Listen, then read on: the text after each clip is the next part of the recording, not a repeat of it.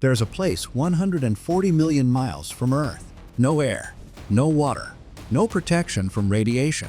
The temperature drops to minus 80 degrees Celsius at night. And yet, right now, there are people designing homes for it. Not in science fiction, in real offices, with real engineers, real budgets, real deadlines. One man has already decided humans will live there within this decade. The rockets are built. The timeline is set. The first cargo missions have already launched. And the question is no longer if. The question is how, and what happens to the people who go first.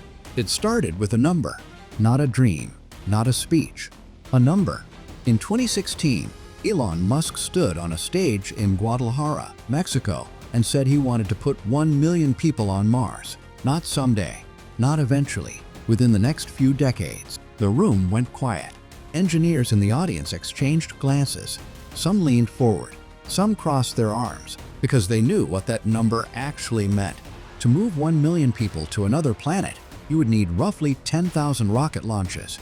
You would need a ship that could carry 100 people at a time, land on Mars, refuel using Martian resources, and fly back, all without a single catastrophic failure.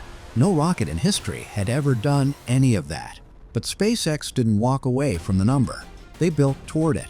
The facility in Boca Chica, Texas, a remote stretch of Gulf Coast that most Americans have never heard of, quietly became the most important construction site on Earth. Workers arrived before sunrise. Massive steel rings were welded by hand, stacked into cylinders 50 meters tall. A rocket so large it would dwarf the Saturn V, the machine that sent men to the moon. They called it Starship. And from the outside, it looked almost too simple. Shiny stainless steel. No tiles, no insulation foam, just metal. Experienced aerospace engineers called it reckless. SpaceX called it the only design that could survive what Mars would demand. But here's what almost nobody talked about at the time. Getting to Mars is not the hard part. Staying alive once you get there, that's the problem nobody had fully solved yet. Mars has no magnetic field. Most people don't realize what that means. On Earth, an invisible magnetic shield wraps around the entire planet, deflecting solar radiation before it reaches the surface. It's why life exists here. It's why you're alive right now. Mars lost its magnetic field billions of years ago. What that left behind is a surface constantly bombarded by high-energy cosmic rays and solar particles. Particles that penetrate skin, that damage DNA, that quietly increase the risk of cancer with every single day of exposure. NASA researchers had calculated the numbers. A crew spending just 500 days on the Martian surface would absorb radiation levels far beyond what any astronaut had ever experienced in orbit. That wasn't a theoretical concern. That was a documented biological threat. SpaceX engineers knew this. So did the scientists advising the mission. Their solution was underground. The early colony, according to internal planning documents and presentations made by SpaceX leadership, would not sit on the surface. The first settlers would live and work beneath it, in pressurized habitats buried under Martian regolith, the planet's own soil acting as a natural radiation shield. Musk himself confirmed this publicly. The first structures wouldn't be steel domes under an open sky. They would be tunnels, sealed chambers, buried rooms. It was practical. It was survivable. But it raised a question that no press conference had properly answered. Those first settlers, the ones who would descend beneath the surface of an alien world, 140 million miles from the nearest hospital, the nearest rescue team, the nearest anything. Who, exactly, would they be? And what had they actually agreed to? Musk had already answered that question quietly, years earlier.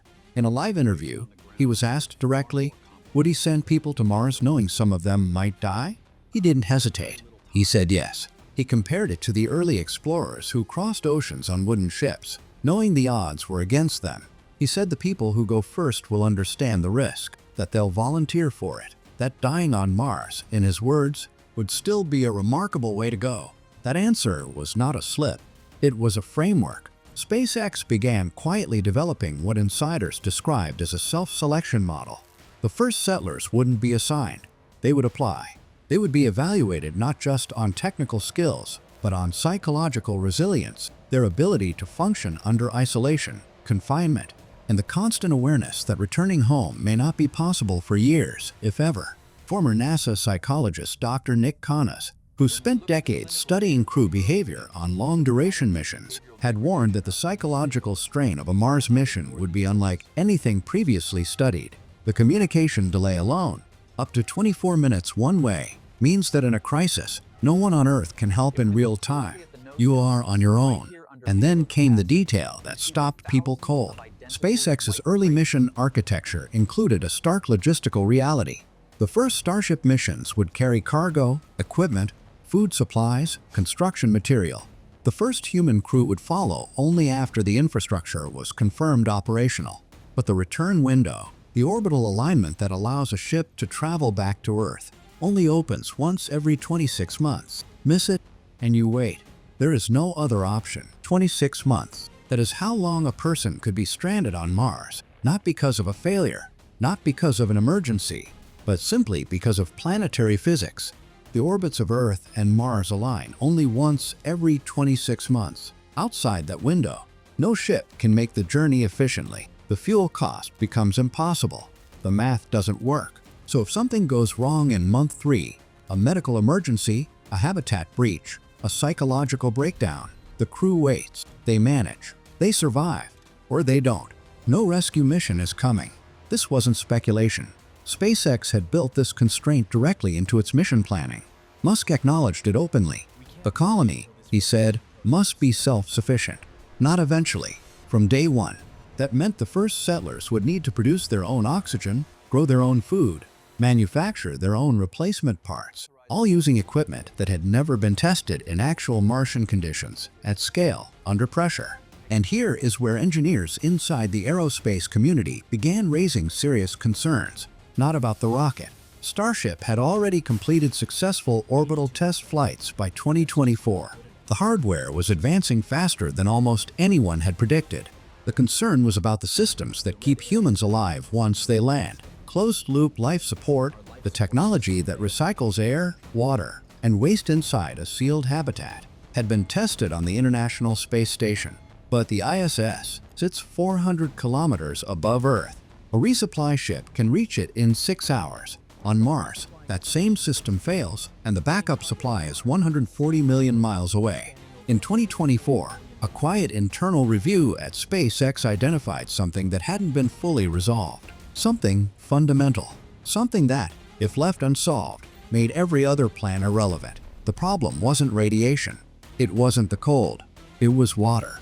Mars has water, locked in ice beneath its surface, frozen at its poles. Scientists had confirmed this. Orbiters had mapped it.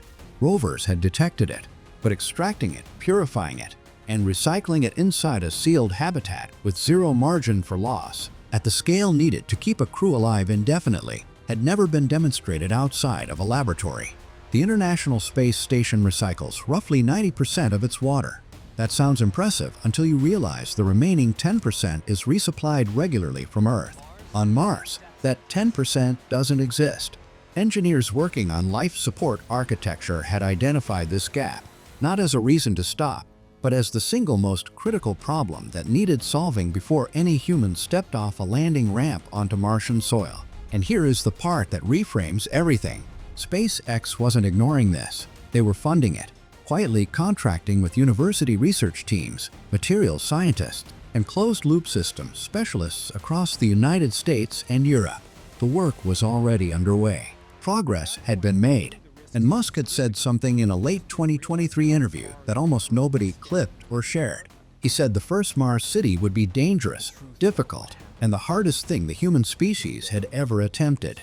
Then he said he expected it to succeed anyway, not because the technology was perfect, but because the people who would build it, the engineers, the settlers, the scientists, would solve problems in real time, the same way every frontier in human history had been crossed, one unsolved problem at a time. The rockets are ready. The timeline is advancing. The first uncrewed Starship missions to Mars are already scheduled. Whether the rest follows depends entirely on what those first men find when they get there. If you want to follow this story as it develops, and it will develop, make sure you're subscribed, because the next chapter of this mission is closer than most people think.